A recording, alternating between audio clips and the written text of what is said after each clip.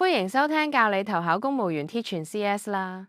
呢個頻道係希望可以幫助大家去投考公務員嘅，咁大家覺得有用嘅話，可以 subscribe 支持下我啦。咁如果大家想我下套影片講點樣面試邊個職位嘅，都可以留言俾我。好，咁我哋開始啦。今次教大家面試嘅喺社會保障主任職系，英文 Social Security Officer Grade，即係俗稱嘅 SSO 職系。社會保障主任職系有4個職級，編制約440個職位。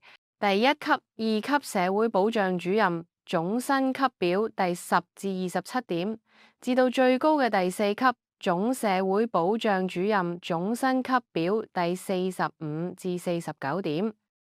SSO 所要求嘅學歷係唔需要持有大學學士學位嘅，只要有2A 3O 成績就可以投考。即係喺香港高級程度會考 A Level， 2科合格及中學會考 HKCEE， 3科達 C 級或以上，或香港中學文憑考試 DSE， 5科達第3級或以上成績。SSO 招聘活動大約每2年會進行一次，報考 SSO 職位嘅人數通常都有約1萬人。2級社會保障主任嘅工作內容同職責範圍。咁我哋社會福利署網站列出嘅 SSO 官方主要職責呢：1. 協助社會保障辦事處辦公室組別管理日常事務； 2. 監督同埋監管社會保障助理職系及其他職系員工嘅表現呢。咁3呢就社會保障援助金額作出授權建議並處理多付少付款項嘅個案。4. 協助實施管理同埋檢討社會保障政策以及計劃嘅工作。5. 調查同審核詐騙個案。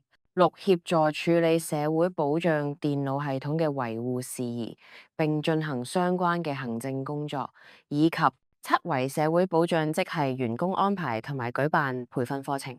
駐2級社會保障主任或須擔任戶外工作同執行緊急職務，以及不定時隨時候召或者上工候命工作。OK， 咁接落嚟就同大家探討 SSO 面試嘅題型啦。SSO 面試題型分為4大類，分別有個人題、實務題、情景題同時事題。首先講個人及實務題。喺好多面試中，個人題最熱門嘅應該就係自我介紹台，所以考生可以準備中英文嘅自我介紹。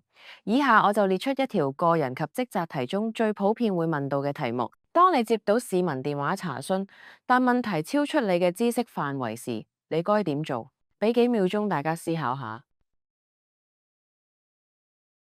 好，時間到啦。呢個問題呢，可以從以下思路解答嘅。思路體現你嘅誠實、負責任同解決問題導向，切忌唔識裝飾。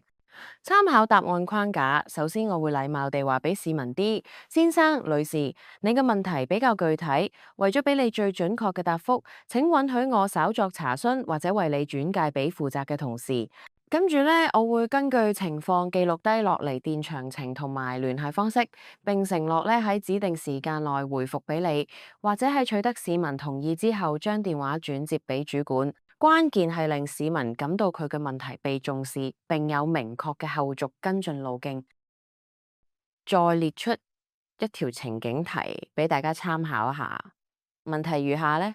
情景題：一位市民堅持要見你嘅上級，聲稱只有上級先至能夠解決佢嘅問題，但你認為佢嘅問題喺你嘅職權範圍內可以處理，你會點樣溝通？俾幾秒鐘大家思考下。好，時間到啦，解答核心要點：尊重市民訴求，唔正面拒絕。可以話我完全理解你想見主管。不如先俾我了解具體情況，如果我能夠為你解決，可以慳你嘅時間。如果確實需要主管處理，我一定為你安排。咁樣嘅展示咗主動性，亦都保留咗轉介嘅彈性。好啦，今次就講到呢度。如果想知道更多個人題、實務題、情景題及時事題嘅答法，可以購買我為你精心準備嘅模擬面試題目。咁可以係以下網址。